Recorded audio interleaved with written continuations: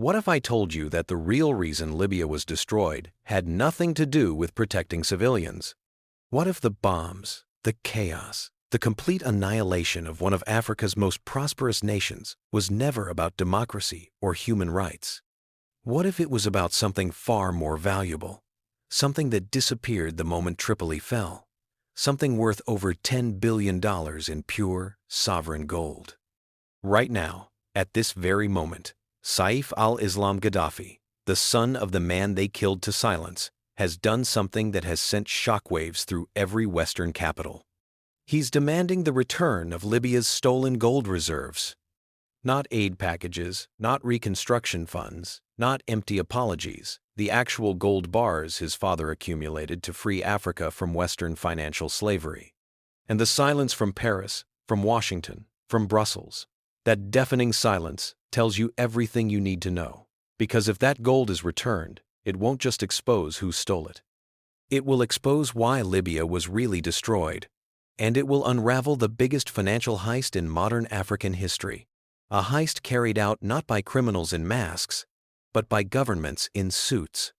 Tonight, we follow the gold trail they prayed the world would forget. And once you understand what really happened to Libya's gold, you'll never look at Western intervention the same way again. Let's go back to 2010, 1 year before the bombs started falling. Libya wasn't just another African country. Under Muammar Gaddafi, Libyans enjoyed free healthcare, free education, subsidized housing, and the highest living standards on the entire continent. The UN praised Libya's development. International organizations celebrated its progress. But behind the scenes, Gaddafi was doing something that terrified every major financial power in the world. He was quietly stockpiling gold, over 140 tons of it, and it wasn't sitting in vaults collecting dust. Gaddafi had a plan so dangerous to Western dominance that it signed his death warrant.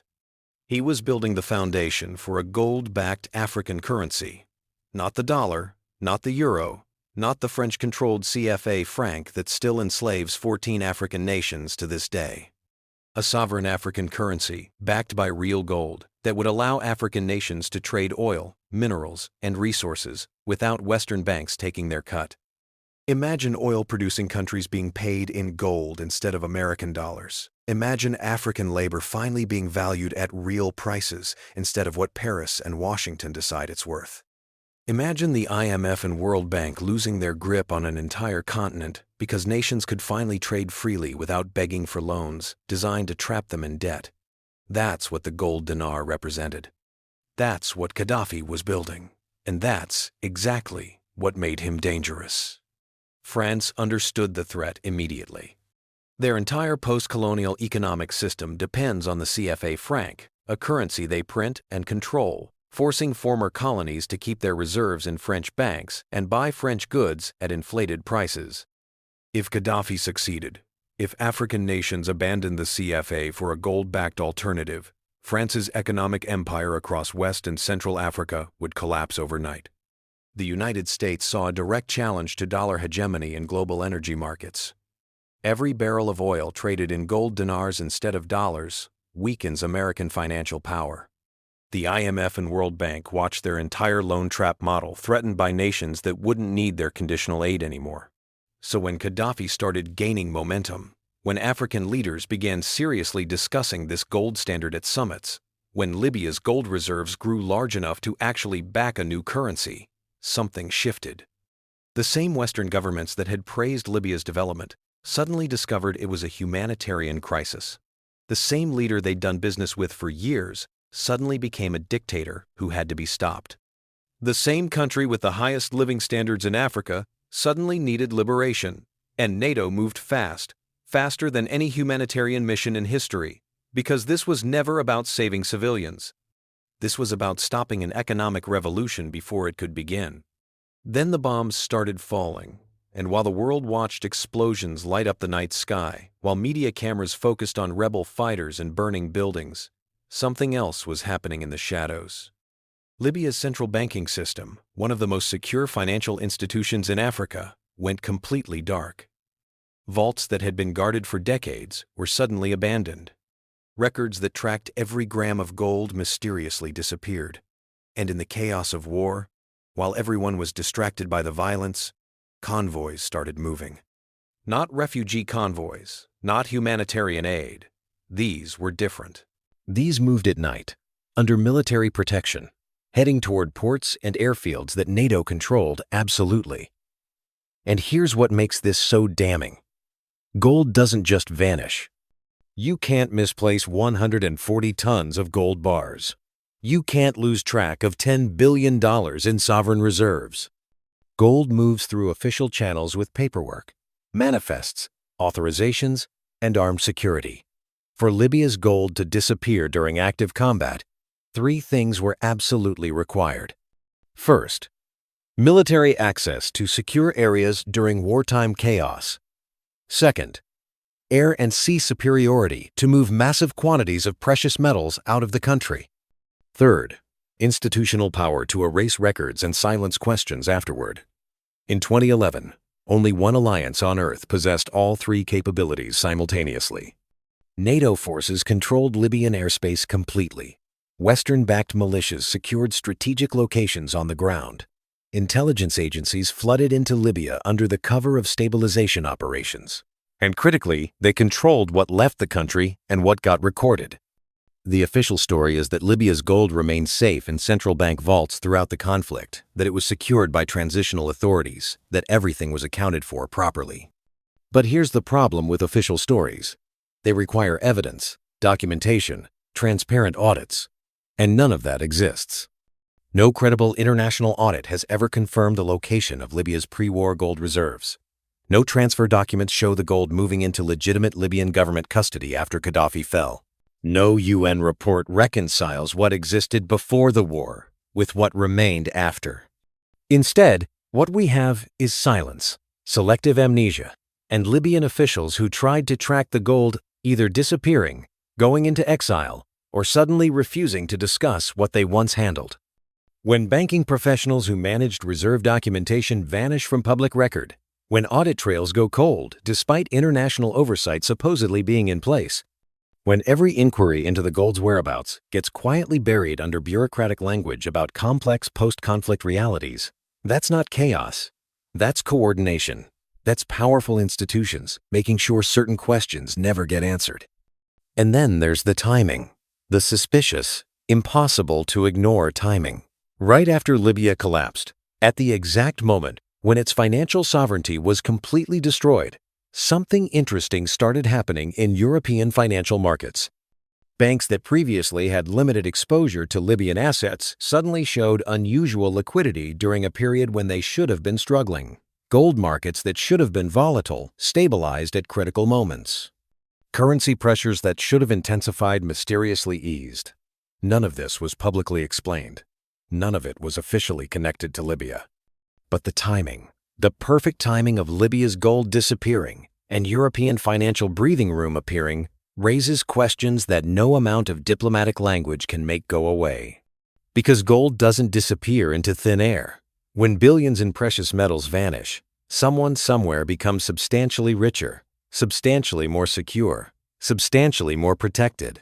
And the same governments that claim to be safeguarding Libya's frozen assets during the conflict, managing them temporarily for the Libyan people's benefit, those same governments have never provided a full accounting of what happened to the gold reserves specifically. This is where the story becomes uncomfortable for Western powers, because this wasn't a smash-and-grab robbery. This was institutional absorption. The gold didn't get stolen by warlords or looters. It got moved through legitimate-looking channels, protected by diplomatic immunity, classified under national security, and buried in the kind of financial opacity that only sovereign governments can create. No vault was broken into on camera. No convoy was ambushed by bandits. This was a transfer, and transfers leave paper trails, except when the people doing the transferring control what gets recorded and what gets classified forever. Hidden deep in EU banking reports, IMF disclosure statements, and central bank confidentiality rules are gaps that grow wider the more you examine them. Numbers that don't reconcile. Dates that don't align. Statements from different institutions that directly contradict each other. Libya was told its assets were being secured for safekeeping. But secured by whom? For whom? And why, more than a decade later, has none of it been returned to any legitimate Libyan authority? For over 10 years, these questions were treated as conspiracy theories, too sensitive to investigate, too dangerous to pursue, too complicated for public understanding. The narrative was controlled. Libya's destruction was framed as a tragic but necessary intervention. The gold question was dismissed as Gaddafi propaganda. Anyone who asked where the reserves went was labeled a regime sympathizer. And then Saif al-Islam Gaddafi did something that changed everything. He publicly demanded the return of Libya's stolen gold, not through vague statements or symbolic gestures, a direct, unambiguous demand that forces the world to confront what was taken and who took it. Because demanding the gold's return does something no lawsuit or protest ever could. It puts Western powers in an impossible position. If they acknowledge the gold and return it, they're admitting it was taken in the first place, that Libya's wealth was extracted during the intervention they claimed was humanitarian. If they refuse or stay silent, they confirm what millions already suspect, that the war was never about saving lives. It was about destroying Africa's most serious attempt at financial independence. That's the trap Saif has set, and there's no way out that doesn't expose the truth. And here's what makes this moment so powerful. Inside Libya itself, a country still torn apart by civil war and foreign interference, Saif's demand has done something remarkable.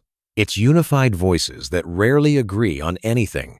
Tribal leaders, former government officials, young Libyans who never lived under Gaddafi but understand they were robbed of their future, they're all rallying around this single demand: return the gold.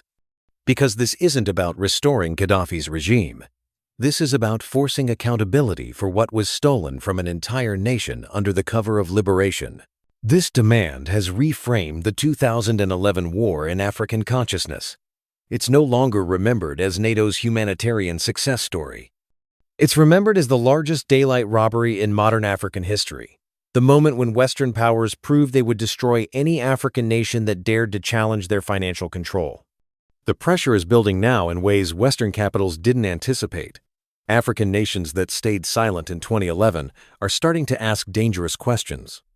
If Libya's gold was stolen during intervention, what about their own resources extracted during peacekeeping missions? What about frozen assets that never got unfrozen? What about wealth that disappeared during transitional periods, managed by Western institutions? Saif's demand has opened a door that was supposed to stay locked forever.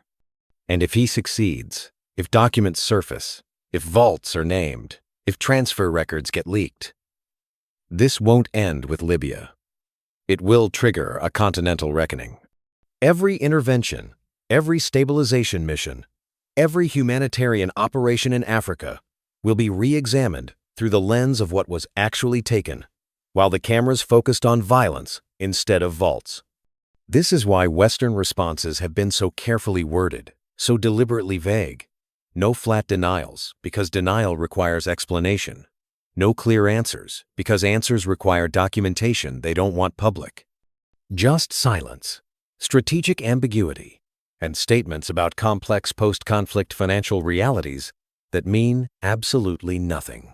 Because the simple question, where is Libya's gold right now, this very moment, is a question they cannot answer without unraveling everything. And Saif al-Islam Gaddafi knows it. His demand isn't just about recovering wealth. It's about forcing truth into the open, about making the world confront what liberation actually meant for Libya. If that gold comes back, the entire narrative of the 2011 war collapses. The humanitarian intervention becomes a resource grab. The responsibility to protect becomes a license to steal. And the precedent it sets goes far beyond one country's stolen reserves. So here's the question we need to ask ourselves. If NATO and France have nothing to hide, if Libya's gold was properly secured and accounted for, if everything was handled according to international law, why are they so terrified of this demand? Why can't they simply open the books, show the receipts, prove the gold is exactly where they say it is? The silence gives us the answer. The gold was taken, and the people who took it are still sitting on it today, hoping the world forgets, hoping Saif stays quiet, hoping this story gets buried under the next news cycle. But it won't be buried anymore. The demand has been made, the question has been asked, and the whole world is watching to see if truth can still surface or if power will protect silence at any cost. Share your thoughts below, subscribe and turn on notifications, because what happens next will determine whether stolen nations can ever get justice or whether might will always make right.